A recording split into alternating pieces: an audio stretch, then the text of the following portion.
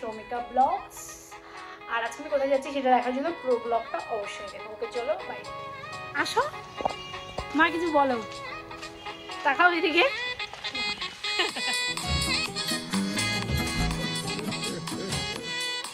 তারপরে আমি বেরিয়ে পড়লাম বাইরে, রাস্তায় হাঁটতে হাঁটতে দেখো একটা জুতো খুলে পড়ে গেছে।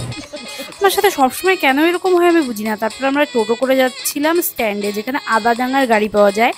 আর সেদিন ছিল সানডে বাচ্চাগুলোকে দেখে আমার মনে পড়ে গেল ছোটোবেলার কথা, যে ছোটোবেলায় আমিও বাড়ি আসার জন্য ওয়েট করতাম। তারপরে মিষ্টির দোকান থেকে মিষ্টি কিনে আমরা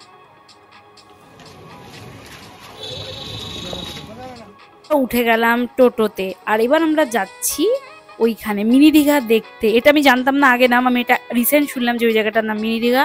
এটা আমি যাওয়ার পরে শুনেছিলাম। তো চলো আমার সাথে তোমরা ওই সফরটা এনজয় করো।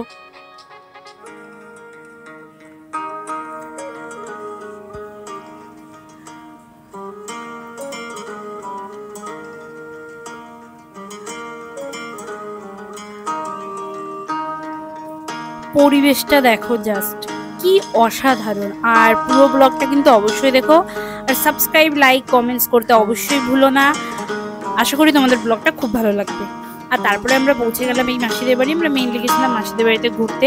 তারপরে আমি আর মা কিছুক্ষণ রেস্ট নেওয়ার পরে বাইরে বসলাম, কারণ বাইরের জায়গাটা এত সুন্দর ছিল, মানে সামনে দিয়ে এত সুন্দর লাগছিল দেখতে, যেটা না শুধু বলে আমি সেটাকে বোঝাতে পারবো না। কিছু কিছু সময় না তুমি শুধু বলে সবকিছু বোঝাতে পারো না, সেটার জন্য তোমাকে ওই জায়গাটায় যেতে হয় আর ওটাকে অনুভূতি করতে হয়।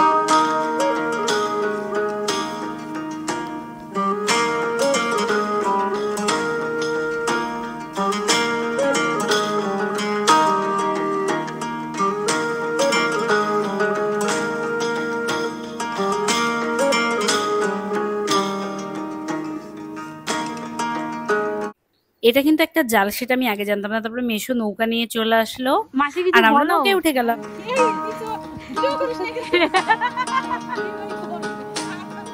তো ওইখানে আমি গেছিলাম মেনলি জল দেখার জন্য, যে নৌকায় উঠবো। কারণ নৌকায় যে আমি কতদিন পরে উঠলাম সেটা আমি জানি না। মানে ছোটবেলা আগে যখন আমি ঠাকুমা বাড়ি যেতাম, আমার মানে আমাদের গ্রামের বাড়ি আমি যেতাম, তখন নৌকায় উঠলাম। আর তারপরে এতদিন পরে আমি নৌকায় উঠলাম, আমার এত ভাল লাগছিল। আর সত্যি মানে পরিবেশটা এত সুন্দর ছিল, মানে অনেক হেট্রিক, অনেক কাজের প্রেশারের মধ্যে অনেক অনেক কিছু চলছিল মাথার মধ্যে। আর ভাগ্যিস আমি ঘুরতে গেছিলাম, আমার মনটা থাকে না যে গেছি যাওয়ার সঙ্গে সঙ্গে ভালো হয়ে গেছে। এত সুন্দর জায়গা দেখে, পুরো জায়গাটা দেখো, পুরো জায়গায় কিন্তু জল।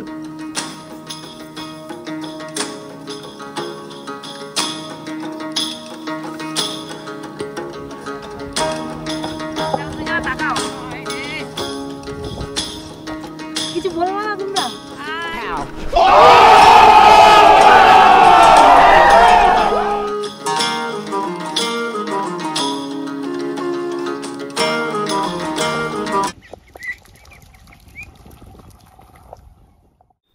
আর তারপরে নৌকাটা ওই জায়গায় রেখে আমরা হেঁটে হেঁটে যাচ্ছিলাম একটা জায়গায়। তখন অবধি আমি জানতাম না যে জায়গাটা এত সুন্দর। তারপরে আমি গিয়ে দেখে তো পুরো পাগল হয়ে গেছি যে এত সুন্দর জায়গা।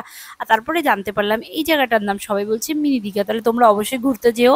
আমি আশা করি সবাই চলে গেছে ঘুরতে আমাদের আশেপাশ থেকে, তবুও যারা যাওনি আমি বলবো অবশ্যই যাও, জায়গাটা ঘুরে এসো। ভীষণ সুন্দর, ভীষণ সুন্দর।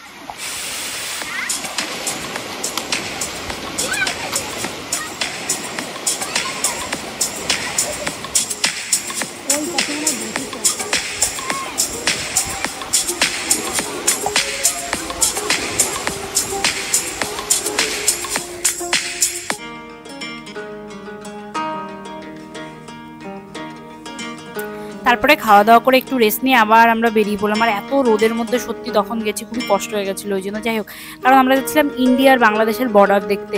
এই দেখো বর্ডার কত কাছে কাছে, তাই না? মানে একটু অবাকই লাগে ভাবতে যে পাশেই হলো বাংলাদেশ। এটা আমার কাছে দারুণ মজা লেগেছে, জায়গাটাও খুবই সুন্দর।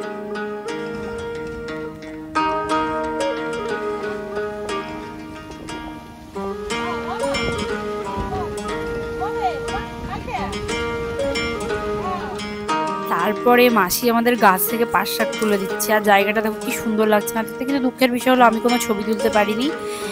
কারণ মা আমার সাথে গেছিলো, ওর মা তো অত এক্সপার্ট না ছবি তোলা, তাই জন্য ছবি তোলানি। তবে টোটো করে আমরা বাড়ির পথে যাওয়ার জন্য রওনা দিয়ে দিলাম। তো thank you so much guys for watching this blog, and please do like, comment, share and subscribe my YouTube channel.